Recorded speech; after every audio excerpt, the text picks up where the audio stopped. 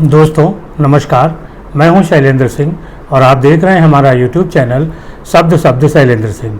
आज हमारे साथ हैं रियलिटी स्टार शिवांगी वाजपेयी जी, जिन्होंने अपना करियर रियलिटी शो से शुरू किया, फिर अभी वो जलोटा एकेडमी चला रही हैं और बहुत सारे उनके करियर में ऑप्शन हैं। किस तरीके से उन्होंने अपना करियर शुरू किया, कितना संघर्ष रहा, आज इस पर बात करते हैं शिवांगी जी के साथ। बहुत बहुत आपका स्वागत। Thank you so much.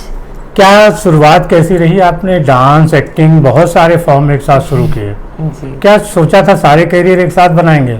नहीं नहीं, ऐसा नहीं है। एक्चुअली हमारे नाना श्री प्रेम शंकर तिवारी जो थे वो दूरदर्शन में एज ए डायरेक्टर और आर्टिस्ट थे। हमारी नानी भी दीपाली तिवारी, वो भी वो थी। बहुत कम उम्र में दोनों की ही डेथ हो गई। तो शायद कहते ना खून वाली चीज। फिर हमारे पेरेंट्स, जो मेरी मम्मी है वो एकेडमिक्स में ही चली गई, तो ये तीसरी जनरेशन ने फिर से शुरू किया। माँ ही भातखंडे, मैं भातखंडे ही पास्ड आउट हूँ। अच्छा। मास्टर्स भी भातखंडे से ही किया है। तो माँ स्कूल से आके लेके जाती थी। ऑल्दो मेरी एकेडमिक्स और मेरा ये, क्योंकि डांस एक हॉबी की तरह माँ ने हमेशा करवाया था। मैं कॉमर्स विद मैथ स्टूडेंट हूँ, तो and I was head girl of केंद्रीय विद्यालय दिलकुशा। तो ये चलता रहा सफर। होते होते 2009 में आपको अगर याद हो, नच बलिए सीजन 4 का ऑडिशन हो रहा था फैंटम हॉल में। तो लगभग 300-400 लोग थे, जोनल था ये। अच्छा। तो वहां पे हो रहा था। तब मैं भातखंडे का नेशनल फेस्टिवल होता है, ये कंपटीशन होता है कथक का। तो मैं वो देख के रिक्शे से अपनी माँ के साथ आ रही थी। माँ ने कहा ये भी दे दो। उस समय होता था ड्रेस पहनी हो, तैयार हो, तो ये भी दे दो।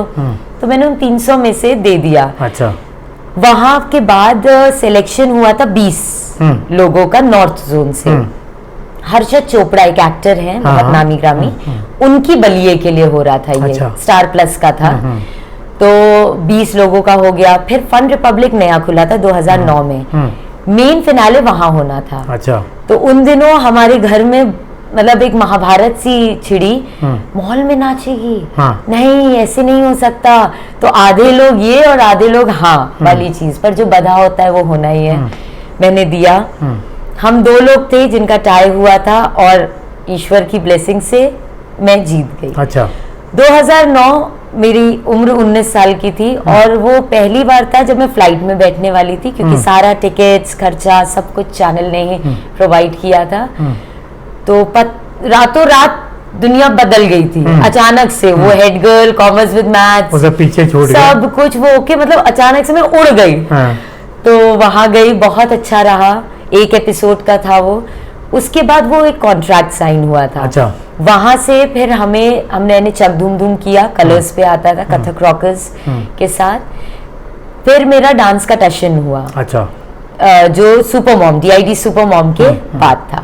But yes, DID super mom ने मुझे बहुत पहचान दिलाई, दिया, बहुत कुछ सिखाया। क्योंकि मैं नॉर्मली तब एक कथक डांसर थी जिसका पारंगत कंप्लीट हुआ था तब तक।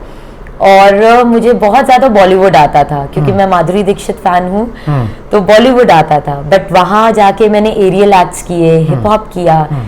एक्चुअली मैंने रियल में अभी तक जो क्लासिकल की पढ़ाई की थी ना, मुंबई में जाके मुझे समझ में आया था कि पढ़ाई इसमें भी है।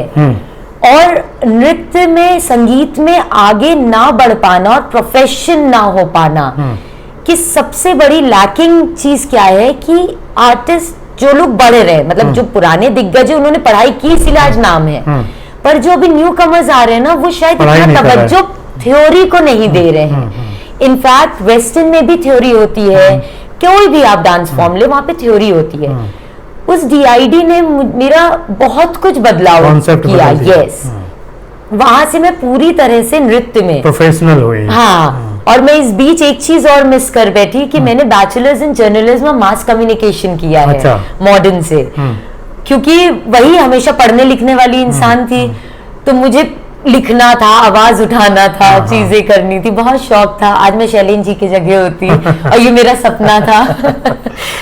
तो ये किया था। बट वहां से ना मुझे कुछ बदलाव दिखा, जो शायद जर्नलिज्म जिस वजह से मुझे लगा नहीं, अगर मैं इसी फील्ड को पकड़ी रहूंगी और मैं पढ़ूंगी तो आगे आने वाले कल में बहुत चीजें बदल सकती है।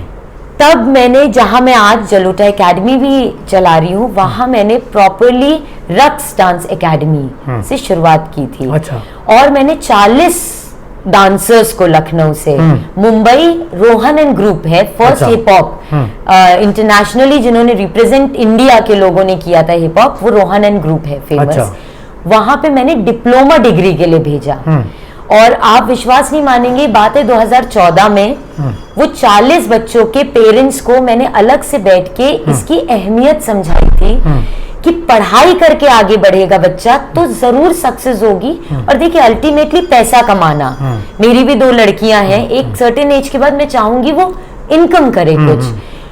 तो आज वो 40 बच्चों ने प्रॉपर, कुछ ने तो डिग्री ली और वापस लखनऊ में अच्छा काम कर रहे हैं, अपनी एकेडमी चला रहे हैं, और कुछ वहाँ चैनल्स के साथ लगे हुए हैं और अच्छा काम कर रहे हैं। उसके बाद फिर मैं मुंबई गई थी क्योंकि मुझे फिर पढ़ने का शौक सवार हुआ था और मुझे पीएचडी करनी थी कथक से। तो मास्टर्स हो चुका था, मैं गई वहाँ पे, तो मैंने एक्टिंग क्लास ज्वाइन किया था क्योंकि मुझे भाव पक्ष पे थोड़ा सा थीसिस लिखनी थी और मुझे एक्टिंग, थोड़ा भाव को जानना था। मुझे लगा कि शायद एक्टिंग से अच्छा भाव प्रदर्शन कहीं और नहीं होता। और डांस में भी जरूरी होता। यस।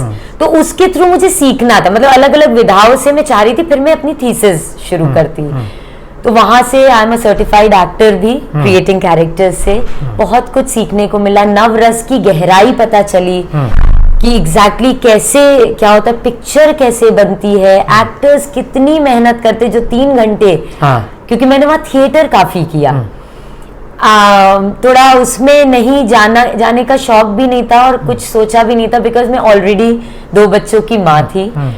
और फिर देखिए, अब तो ऐसी कोई फाउंडेशन भी नहीं है। नहीं, बट बीइंग मतलब एक लखनऊ की होते हुए, और प्लस मेरी फैमिली जो थी ऑलरेडी मुझे बहुत सपोर्ट कर रही थी, तो मैं कोई ऐसी चीज नहीं करना चाहती थी कि जो लखनऊ के लोगों को अच्छी ना लगे। तो ये मेरी खुद की चॉइस थी and I am happy for this. But मैंने थिएटर बहुत किया। अच्छा। मैंने वो करके फिर मैं वापस आई क्योंकि मेरे दोनों बच्चियों को मेरी माँ ने देखा है ज्यादातर। आज मेरी बच्चियों के जो संस्कार, जो बढ़ रही हैं वो लोग, वो मेरी माँ का आशीर्वाद है और I am proud of it. क्योंकि आज मैं ऐसी हूं तो आई एम श्योर मेरी बच्चियां भी बहुत आगे बढ़ेंगी। ये करते हुए कोरोना काल आ गया। अच्छा।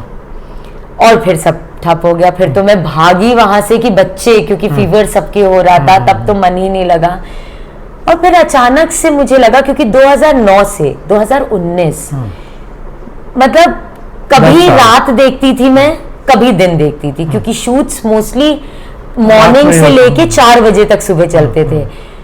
तो 19 में जब कोरोना काल आया, मुझे विश्वास मानिए पहली बार रियलाइज हुआ कि मैं रुक सकती हूँ। वरना मैं जब लखनऊ में बच्चों के पास आती थी, मुझे लगता था वहां छूट रहा है, वहां छूट रहा है। वहां रहती थी, मुझे लगता था अरे मैं कैसी माँ हूं, मैं बच्चों को छोड़ के यहाँ पे हूँ। बहुत कुछ एज अ लेडी बहुत कुछ फेस करना पड़ता है। तो कोरोना काल ने मुझे ये सिखाया, जो कि सब लोग के पास एक एक अपनी चीज है, कि क्या सीखा। मुझे ठहराव सिखाया मेरी जिंदगी में। जिंदगी भी कुछ है। यस। मुझे लगा जरूरी नहीं है, ये सब बाहरी आवरण है। हाँ, मतलब मैं रुक सकती हूँ, रुक के भी बहुत चीजें, बहुत सारी चीजें, हवाई जहाज रुक गए, ट्रेन रुक गई। हाँ। तब उसके बाद से मेरी इच्छा ही नहीं की लखनऊ छोड़ के जाने की। तब अनूप जी के साथ में शोज पहले भी कर चुकी थी। मेरे पिताजी के बहुत अच्छे दोस्त हैं वो। उन्होंने बोला कि नहीं शिवांगी बेटा, ऐसे नहीं, तुमने इतना कुछ किया, कुछ तो करो। मैं ये नहीं कह रहा हूँ वापस इंडस्ट्री में आओ, चैनल के साथ काम करो। तो उन्होंने कहा कुछ करो। तो मैंने कहा अंकल इंस्टीट्यूट खोलती हूँ, क्योंकि मेरा पहले का एक्सपीरियंस था।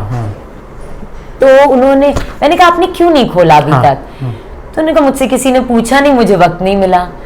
तो मैंने कहा ठीक है, तो क्या शुरू करें। ऑल्दो मुझे घबराहट बहुत थी, इतना बड़ा नाम लेके चलना, लेजेंड। तो उन्होंने कहा नहीं बेटा शुरू करो, बहुत कठिनाइयां आएंगी पर सामना करो। तो मैंने कहा ठीक है अंकल, बस आपको अगर मुझ पे भरोसा है। मैंने उनसे इनफैक्ट ये भी पूछा कुछ समय बाद, मुझे थोड़ा डाउट हुआ, अब जर्नलिज्म किया है तो क्वेश्चंस तो आएंगे ही आएंगे। तो कुछ समय खुद ही बोला मैंने, पर कुछ समय बाद मैंने अनूप जी से बोला अंकल वाई मी, आपके पास हजारों लोग हैं, आप किसी से भी शुरुआत करवा सकते हो और तजुर्बेदार लोग हैं, आपने मुझे ही हाँ क्यों कर दिया? तब उन्होंने ऐसी बात बोली थी जो मुझे नहीं पता कि वो चीज है कि नहीं है, पर हाँ मैंने उस दिन से साध लिया था कि अब इस बात की इज्जत सदैव अपनी जीवन में रखनी है। उन्होंने ये कहा था कि देखो मैंने बहुत सच्चाई के साथ अपनी इस आध्यात्मिक जो मेरा प्रोफेशन रहा है, बाकी जो भी चीजें हैं वो अलग है, पर मैंने अपने संगीत को से बहुत वफादारी की है और वो चीज मुझे तुम में दिखी है। मैं रहूं या नहीं रहूं, मुझे ये बात पता है कि तुम जब तक काम करोगी वफादारी से करोगी, और अध्यात्म की कोई भी चीज वफादारी मांगती है पहले। तो शैलेंद्र जी मैं सच बता रही हूँ, मुझे ये तो नहीं पता मेरे अंदर ये है या नहीं है, पर हाँ उस दिन से मैंने रोज इस चीज की प्रैक्टिस करनी शुरू कर दी और मैंने ये चीज पूरी कोशिश की है, छोटी से छोटी बड़ी से बड़ी चीज कि मैंने अगर एक स्कूल के साथ भी काम किया हो या कोई भी व्यक्ति मेरे साथ एम्प्लॉय के तरह आया हो, मैंने आज तक हर चीज की एक ट्रांसपेरेंसी रखी है।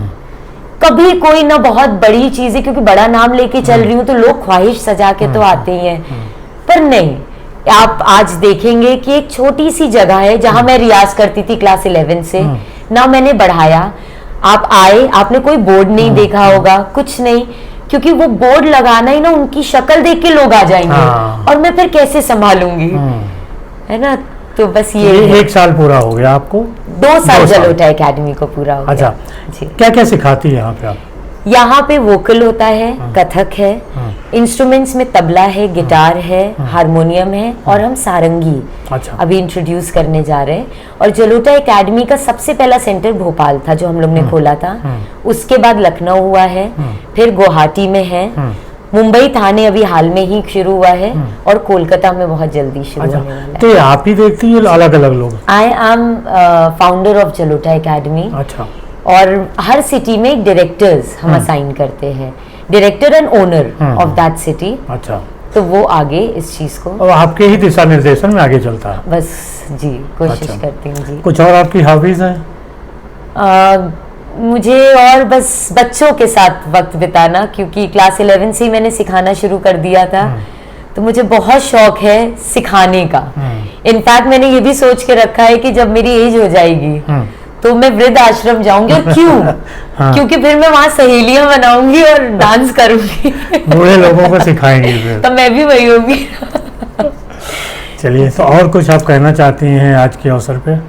बस मैं यही कहना चाहती हूँ कि नो डाउट कोरोना काल ने हम सबको बहुत कुछ सिखाया है, इंसानियत सिखाई है सबसे बड़ी चीज।